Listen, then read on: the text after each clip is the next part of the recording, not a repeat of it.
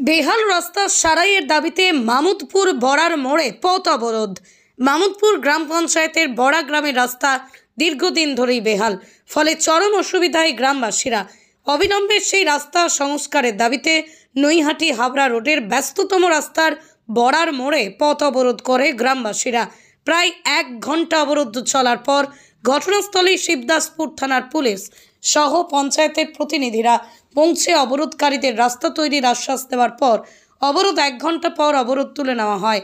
যে সাধারণ জনসাধারণের যে রাস্তাটা, সেই রাস্তাটা আজ বিগত কয়েক বছর ধরে নষ্ট, মানে খারাপ। এই রাস্তায় না কোনো মানুষ হাঁটা চলা করতে পারে, সুস্থ মানুষ পারে না, সেখানে অসুস্থ মানুষের কথা তো অনেক দূর। এবং আমাদের বাড়ি থেকে জাস্ট কয়েকটা বাড়ি পরেই একজনের ব্যবসার জন্য তাদের পুকুর আছে, সেই পুকুর থেকে অনর্গল জল ছাড়া হয়। না বৃষ্টি না বর্ষা, অযথা দেখি রাস্তায় জল জমে রয়েছে। ঘুম থেকে উঠে দেখছি রাস্তায় জল, কিন্তু আগের দিন রাত্রিরে কোনো বৃষ্টি নেই, কোনো কিচ্ছু নেই, অথচ দেখছি জল। বৃষ্টির জলের কথা তো বাদই দিলাম, আমাদের এই এলাকাটা এতটাই নিচু যে জন্য পার্শ্ববর্তী এলাকার যত জল, সমস্ত জল আমাদের এলাকাতে এসে পড়ে। কি চাইছেন কি আপনারা? আমরা একটাই জিনিস চাইছি, এই রাস্তাটা ঠিক করা হোক এবং এরকম আমাদের মতন ঠিক যেখানে যেরকম যা রাস্তা আছে সব রাস্তাই ঠিক করা হোক। আমাদের মতন আরো সাধারণ মানুষের অনেক সমস্যা। আমার নাম রিনি সেন।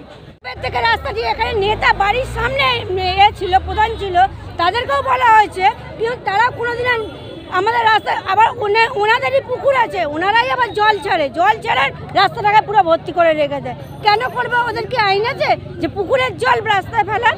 কোনো আইন নেই।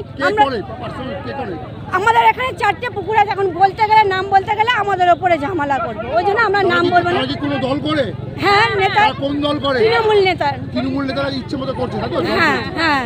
আপনাদের অভিযোগ এই জন্য রাস্তা খারাপ হচ্ছে? হ্যাঁ, এই জন্য। কি চাইছেন? আমরা চাই আমাদের রাস্তা যেন তাড়াতাড়ি ঠিক হয়ে যায়, না ঠিক হলে পরে আমাদের এইখানে ছবি রায় না দিলে।